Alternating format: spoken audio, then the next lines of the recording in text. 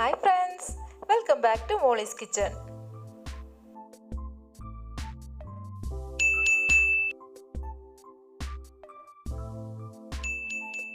വളരെ എളുപ്പത്തിൽ തയ്യാറാക്കി എടുക്കാൻ പറ്റിയിട്ടുള്ള ഒരു അടിപൊളി പുഡിങ്ങിൻ്റെ റെസിപ്പിയുമായിട്ടാണ് ഞാൻ ഇന്ന് വന്നിട്ടുള്ളത്. അപ്പം വീഡിയോയിലേക്ക് കടക്കുന്നതിന് മുമ്പ് എൻ്റെ ചാനൽ ഇതുവരെ സബ്സ്ക്രൈബ് ചെയ്തിട്ടില്ല എങ്കിൽ ഒന്ന് സബ്സ്ക്രൈബ് ചെയ്ത് അതിനടുത്തുള്ള ബെല്ലൈക്കൺ കൂടി ഒന്ന് ക്ലിക്ക് ചെയ്യുക. അപ്പോൾ നമുക്ക് എങ്ങനെയാണ് തയ്യാറാക്കിയെടുക്കുന്നത് നോക്കാം. ഇതിന് വേണ്ടിയിട്ട് ഞാനിവിടെ 500 പാലെടുത്തിട്ടുണ്ട്. അതിൻ്റെ കൂടെ ഒരു 10 ഗ്രാം ചൈന ഗ്രാസും എടുത്തിട്ടുണ്ട്. അപ്പോൾ ആദ്യം ചെയ്യേണ്ടത് നമ്മൾ ചൈന ഗ്രാസ് ഒന്ന് സോക്ക് ചെയ്യാനായിട്ട് വെക്കണം. ചെറിയതായിട്ട് കട്ട് ചെയ്തിടുകയാണ്. ഇതിലേക്ക് ഞാൻ പാല് കുറച്ചായിട്ട് ഒഴിച്ചിട്ടൊന്ന് സോക്ക് ചെയ്യാൻ വെക്കുന്നുണ്ട്. ഇപ്പോൾ മുഴുവൻ കട്ട് ചെയ്തെടുത്തിട്ടുണ്ട്. ഇതിലേക്ക് ഞാൻ പാൽ ഒഴിച്ചു കൊടുക്കുകയാണ്. 200 ml പാലാണ് ഞാൻ ഇതിലേക്കായിട്ട് സോക്ക് ചെയ്യാനായിട്ട് ഒഴിച്ചു കൊടുത്തിട്ടുള്ളത്.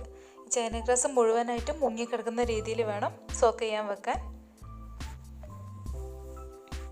ഏകദേശം ഒരു അരമണിക്കൂറോളം വെച്ചാൽ മതിയാകും. പെട്ടെന്ന് തന്നെ സോക്കായിട്ട് കിട്ടും.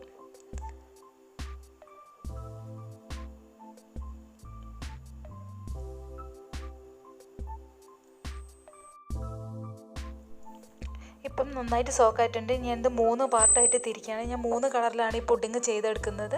അപ്പം അതിന് വേണ്ടിയിട്ട് ഇത് ചൈന ഗ്രാസ് 3 പാർട്ടായിട്ട് തിരിച്ചെടുക്കുകയാണ്. ഇതൊന്ന് നന്നായിട്ട് മിക്സിയിലിട്ടൊന്ന് അടിച്ചെടുക്കുന്നുണ്ട് കേട്ടോ. ഇനി ഒരു പാൻ എടുത്തിട്ട് അതിലേക്ക് 100 ml പാലും 2 ടേബിൾ സ്പൂൺ പഞ്ചസാരയും 1 ടീസ്പൂൺ വാനില എസൻസും ചേർത്ത് കൊടുത്തിട്ടുണ്ട്. അതിനുശേഷം തീ ഓൺ ചെയ്തിട്ട് ഇതൊന്ന് നന്നായിട്ട് ചൂടാക്കിയെടുക്കാം. പഞ്ചസാരയൊക്കെ നന്നായിട്ട് മെൽറ്റായിട്ട് വരട്ടെ. അതുവരെ ഒന്ന് ഇളക്കി കൊടുത്തോണ്ടിരിക്കുക.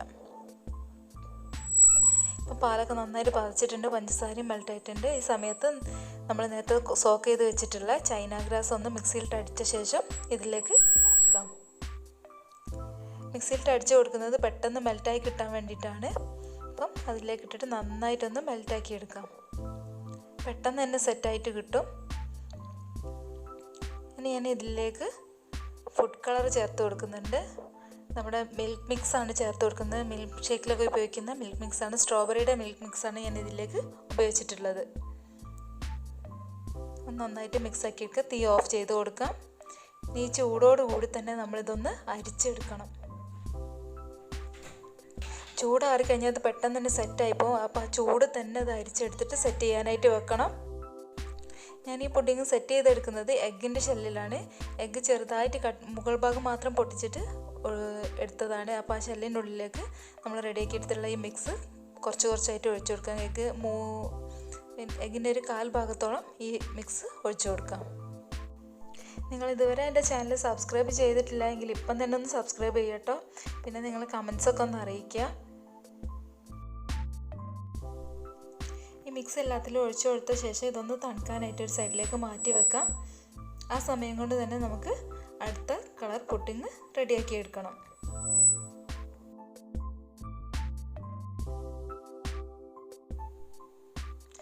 ഇനി നമ്മൾ നേരത്തെ ചെയ്ത പോലെ തന്നെ ഒരു പാനിൽ ഞാൻ 100 ml പാൽ ഒഴിച്ചു കൊടുത്തിട്ടുണ്ട്. അതിലേക്ക് 2 ടേബിൾ സ്പൂൺ പഞ്ചസാരയും 1 ടീസ്പൂൺ വാനില എസൻസും ചേർത്ത് കൊടുത്തിട്ടുണ്ട്.